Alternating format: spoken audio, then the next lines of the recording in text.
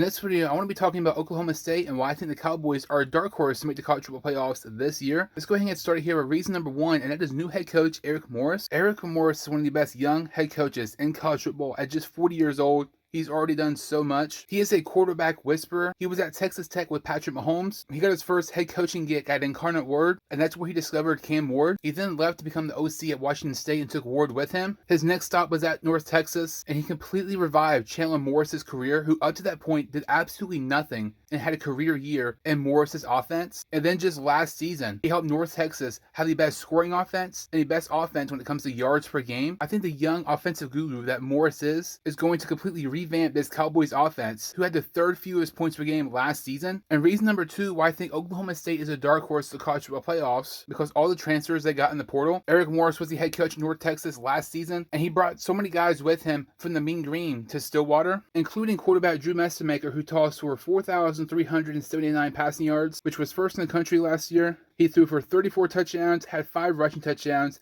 had a game where he had 469 yards and 4 touchdowns, and then in a 54-20 win against Charlotte, he had 608 yards and 4 touchdowns. You cannot even get those stats on a video game. Mestemaker has insane throws week after week and has some of the best deep balls in college football, but that's not all. They bring in Mestemaker's favorite target at North Texas last season, Wyatt Young, who had 70 receptions last year, 1,264 receiving yards, which was third most in college football. He averaged 18 yards a catch and had 10 receiving touchdowns. He was a big play machine last year for North Texas, having receptions of 42, 46, 61, 70, 75, and 84 yards. He had a game against Rice where he had 8 receptions, 2 touchdowns, and 295 yards. That is absolutely absurd for a wide receiver to get that many receiving yards in one game. But Mestemaker and Wyatt Young was not all they brought in for North Texas. They bring in running back Caleb Hawkins, who ran for over 1,400 rushing yards last season, which was 5th most in college football. His 25 rushing touchdowns led the country last year. He can also catch out of the backfield, having over 30 receptions, over 300 yards, and 4 touchdowns. Hawkins put up video game-like numbers in multiple games, having 189 rushing yards and 5 touchdowns, 197 yards and 4 touchdowns, 186 and 4 touchdowns, 198 and 3 touchdowns. And it's insane to think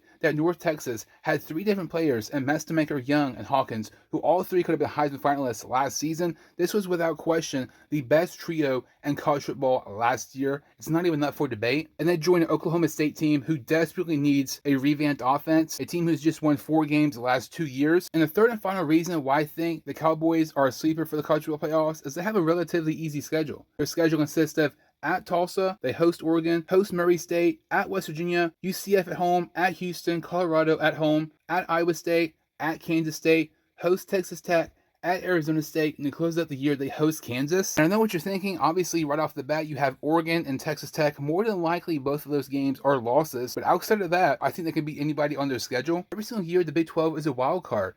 Each of the last 6 seasons, a different team has won the Big 12. And who's to say the Cowboys might not make a run at the Big 12 title this season? When you're looking at the schedule, I see them winning 7 to 10 games this year. And if they win 10 games and their only losses are against Oregon and Texas Tech, the College Football Playoff Committee are going to have some very hard decisions to make. But I think the Cowboys are severely underrated and not getting talked about enough. Comment your thoughts on this video and comment how many wins you think Oklahoma State will get this season. That's about this for this video. If you're new to my channel or you've seen the videos before, make sure to like this video and hit the subscribe button. I would really appreciate it. Thank you all so much for watching, and we'll see you next time on the Sports Behind Show.